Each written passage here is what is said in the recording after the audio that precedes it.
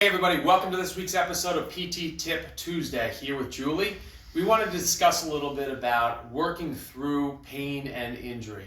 This is a theme that I hear all the time when people come into the clinic and they want to tell us about their herniated discs or their arthritis in their knee or whatever it might be. It's something that they might have been diagnosed with, maybe with an image, an MRI or an X-ray.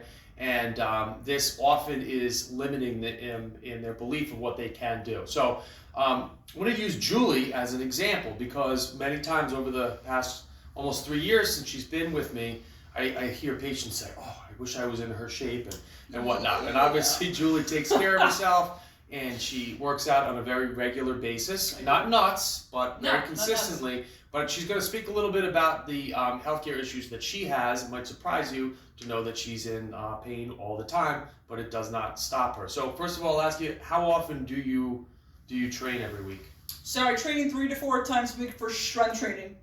Probably closer to 3 than 4. If I can get an extra workout in, I do. But I make it a point to move every day. So I foam roll and I stretch every morning. That's my routine. I walk 2 to 3 times a day, half-hour walks to keep me mobile.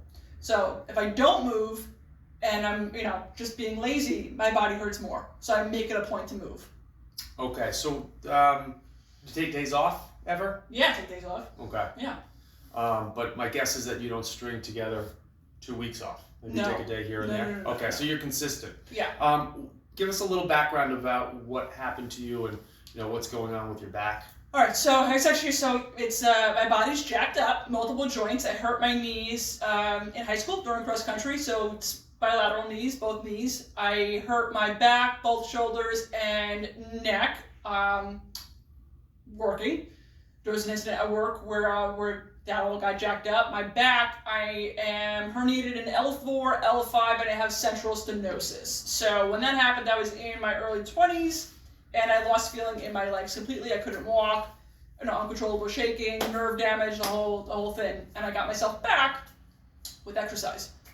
They wanted to do shots, they wanted to do this. I said, no, I ain't doing that. And I got myself back. Eventually, it took a long time with exercise. So I still make it a point to move. I'm in pain every day. I wake up, I sit at the edge of the bed, let my body adjust before I get up. Yeah, I don't use it as an excuse not to do things. It's actually more fuel for me to get up and do things. It's not an option. Because does the exercise and the movement make you feel better? Yes. Okay. Sometimes, yes and no. Do I hurt less working out? But sometimes, I'll work out and I'll still be in pain, but I would feel worse if I didn't move. Gotcha. Okay. So at the very least, what you're telling everybody is that even though you're in some level of pain on a daily basis, by not working out, you would lose the functionality that you have, the benefits you get from working out. So you lose your strength, you lose your mobility, etc. Sure. It almost sounds to me like you are not comfortable with being in pain. Nobody is, but you're not going to let pain keep you down and stop you from living your life. Yeah, no, 100%. Even like with my knees, that happened in high school, but I still go hiking. Right. Going down a slope still hurts my knees. I bring braces just in case I need it, but then I go in the gym and I make sure that I strength train my legs so that I can go and do what I like. It's not like, oh, I got this injury, however many years ago, so I can't do this. Okay. I don't play that game. So I think the bottom line is you can't let pain be the thing that stops you completely in your tracks from moving. Now there's a difference between having an injury that needs to have time to rest. I'm not saying to go out and run on a fractured limb or something like that. It is important to know what your diagnosis is. But when we're talking about pain, not all of it is the kind that should keep you from living your life. All right, Julie's a perfect example of it. She keeps herself fit, and she doesn't let pain stop her from moving and living. Punch you in the face!